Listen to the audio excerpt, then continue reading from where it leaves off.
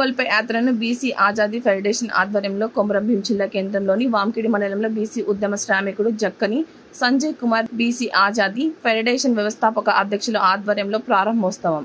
స్థానం కల్పించింది కొండా లక్ష్మణ్ బాబు అయితే ఇవాళ మాకు స్థానం కల్పించినటువంటి అశోక్ అన్న గారు, మిగతా నాయకత్వం అందరికి కూడా హృదయపూర్వక బాబురావు అన్న కానీ, మా బాబు కానీ, తర్వాత నారాయణ గారు కానీ, జయరాములు గారు కానీ, మిగతా నాయకత్వం అంతా కూడా, పెంటన్న గారు, అందరికి కూడా వర్షము చాలా శుభసూచకం. కాబట్టి అందరికి కూడా హృదయపూర్వకమైనటువంటి సామాజిక ఉద్యమ వందనాలు తెలియజేస్తూ ఉన్నాను. దయచేసి ఒక 5 నిమిషాలు మాట్లాడతాను. వర్షము డిస్టర్బ్ అవుతుండొచ్చు, కానీ మనము తెలుసుకోవాల్సినటువంటి విషయాలు కాబట్టి చెప్పాలి. మేము ఇవాళ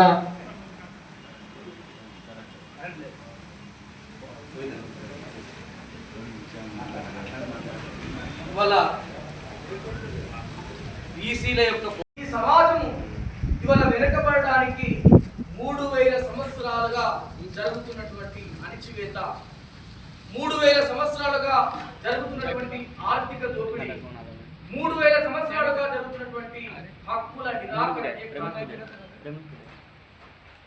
గత చరిత్రలో అంటరాని వారుగా హక్కుల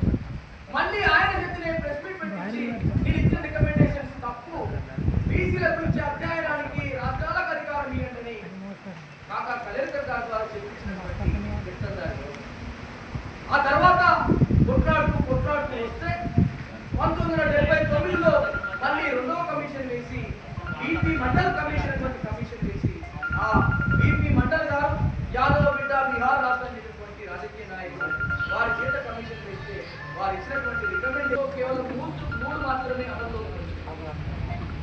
ఒకటి పాక్షికంగా, 2 పూర్తిగా. దాని ద్వారానే బీసీలో 27% విద్యా ఉద్యోగ స్థానిక సంస్థల చట్టం ఇంకొకటి కాబట్టి ఆ చట్టం ద్వారా ఈ 3 రంగాల్లో కాకుండా మిగతా ఏ రంగంలో కూడా రిజర్వేషన్ అనేది బీసీలకు లేదు. కాకా కలెక్టర్ కమిషనే నన్ను కమిషన్ అపాయింట్ చేసింది, కానీ ఈ సమాజం ఎంతమంది ఉన్నారో నాకు తెలుస్తలేదు.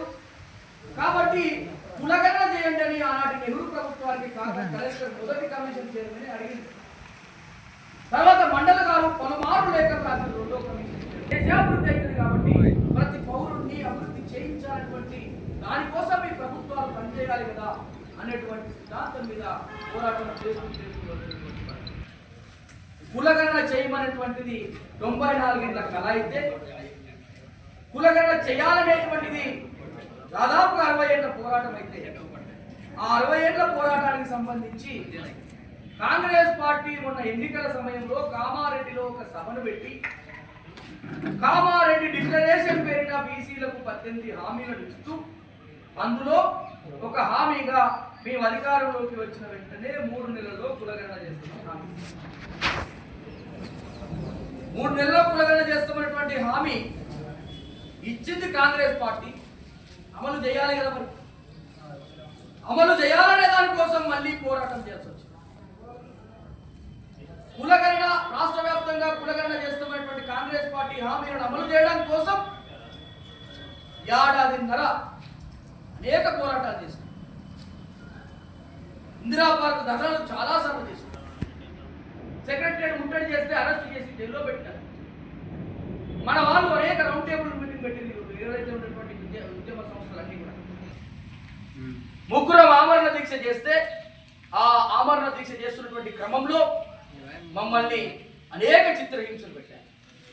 మొదటి రోజు మన జాతీయ కార్యాలయంలో స్టార్ట్ చేసినాం. హైదర్గూడలో బీసీ ఆజాదీ ఫెడరేషన్ కార్యాలయంలో స్టార్ట్ చేస్తే గంట 2 గంటలకు అరెస్ట్ చేసి 5 రోజుల దాకా 30 పోలీస్ స్టేషన్ వరకు మమ్మల్ని తిప్పి చేసి పడుకోవడానికి స్థలం ఉండదు, నిద్ర రాదు, కడుపుల మంట ఉంటుంది. దొరలు నిరాహార దీక్ష చేస్తే తీసుకుపోయి జైల్లో పెడతారు, ఆ వెంటనే తీసుకుపోయి హాస్పిటల్ పెడతారు. కానీ బీసీల హక్కుల కోసం నిరాహార దీక్ష చేస్తే పోలీస్ స్టేషన్లల్లా వరండల్లో బండబెట్టి రకరకాల ర్యాగింగ్ చేయడం. మీరు అన్న ఏంది సార్ ఇదంటే, మీరు నిరాహార దీక్ష విరమించడానికి ప్రకటించండి, ఇంటికి వెళ్ళిపోండి అంటే తెగించి కొట్లాడిన 5వ రోజు వరకు ఆరోగ్యాలు క్షీణిస్తే చచ్చిపోతే మా ప్రభుత్వం బదనామవుతుందని అప్పటికి పార్టీలు కదిలేస్తున్నాయి కాబట్టి, మేధావి వర్గం కదిలేస్తుంది కాబట్టి చచ్చిపోతే మా ప్రభుత్వం బదనామవుతుందని కాంగ్రెస్ పార్టీ కులగణను మమ్మల్ని తీసుకుపోయి హాస్పిటల్ పెట్టింది. నా ఆరోగ్యం కోమా స్థాయిపోయిన గాంధీ హాస్పిటల్ ఇంకో హాస్పిటల్ చివరికి